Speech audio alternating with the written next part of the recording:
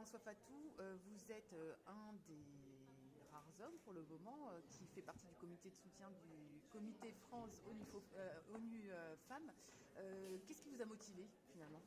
Alors une double conviction personnelle, puisque depuis longtemps je suis engagé moi-même sur ces questions d'égalité.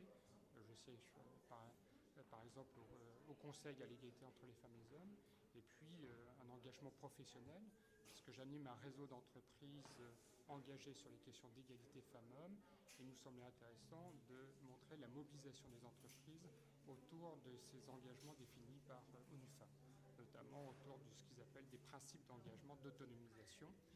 Ça veut dire quoi pour, C'est des principes sur lesquels les entreprises peuvent s'engager de manière volontaire, sur le respect des questions d'égalité pour leurs fournisseurs, sur la relation avec les communautés locales, sur la non-discrimination. Et c'est un outil intéressant pour les entreprises internationales qui veulent construire une politique de diversité et d'égalité dans le monde, puisque la difficulté auxquelles elles peuvent être confrontées, c'est qu'elles vont être présentes dans une centaine de pays avec des cadres juridiques extrêmement différents.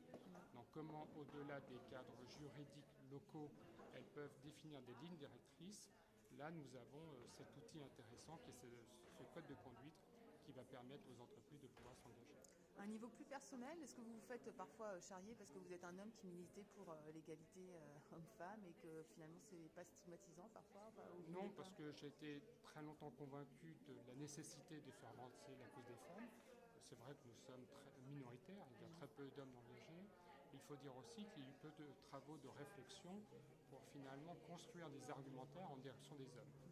Pendant très longtemps, les personnes pouvaient être convaincues que l'égalité, finalement, si elle servait de la promotion des femmes, allait se faire au détriment des hommes. Alors que non, vous ne pensez pas? Nous sommes convaincus, enfin, à titre personnel et au titre professionnel, puisque notre observatoire a publié un guide Hommes, acteurs et sujets de l'égalité qui cherche à démontrer que les hommes, eux aussi, ont tout à gagner, notamment dans le refus des violences. Nous parlons des violences faites aux femmes, mais les hommes subissent la violence des hommes aussi.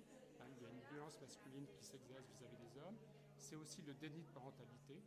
Les hommes dans l'entreprise comme dans les sphères publiques s'interdisent d'avoir une vie de famille, puisque ça ne correspond pas, je dirais, aux normes, aux stéréotypes. Et puis voilà, donc beaucoup de raisons qui peuvent finalement motiver les hommes à s'engager pour eux-mêmes, à la fois pour finalement faire avancer notre société, mais ils peuvent y trouver un intérêt personnel. Je vous remercie beaucoup.